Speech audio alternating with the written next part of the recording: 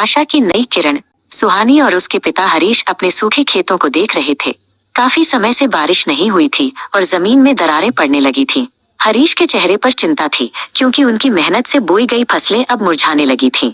सुहानी ने अपने पिता का हाथ पकड़कर कहा, चिंता मत कीजिए पिताजी, हम कोई न कोई रास्ता निकाल लेंगे। उसी दोपहर शहर से ईशान नाम का एक युवक गांव पहुंचा।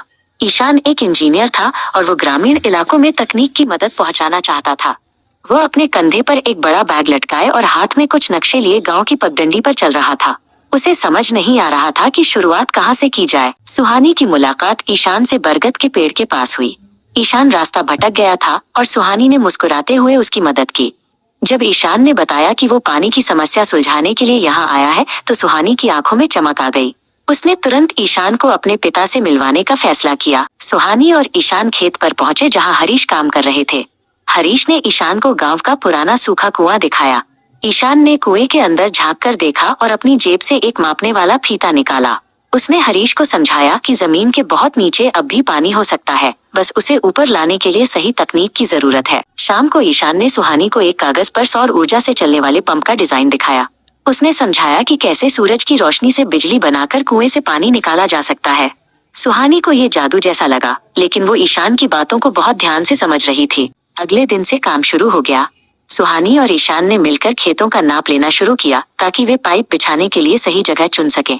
सुहानी ने ईशान को बताया कि गांव की ढलान किस तरफ है, जिससे ईशान को पानी के बहाव की योजना बनाने में बहुत मदद मिली। भारी मशीनों और सौर पैनलों को लगाने का समय आया। हरीश और ईशान ने मिलकर खेत के बीचों बीच लोहे के ऊंचे खंभे खड़े किए। हरीश की शारीरिक ताकत और ईशान की तकनीकी सूझबूझ ने काम को बहुत आसान बना दिया। गांव के लोग भी उन्हें दूर से कौतूहल के साथ देख रहे थे। अंत में तारों को जोड़ने की बारी आई। ईशान ने सुहानी को सिखाया कि कैसे छोटे छोटे तारों को सही जगह पर लगाया जाता है। सुहानी ने बहुत सावधानी से पेचकस का इस्तेमाल किया और सोलर कंट्रोल बॉक्स के अंदर तारों को जोड़ा। दोनों के चेहरे पर काम पूरा होने की खुशी थी। जैसे ही सूरज आसमान में ऊपर आया, सौर पैनलों ने काम करना शुरू कर दिया। अचानक कुएं से जुड़े पाइप से ठंडे और साफ पानी की तेज धार निकलने लगी। हरीश और सुहानी खुशी से चिल्ला उठे।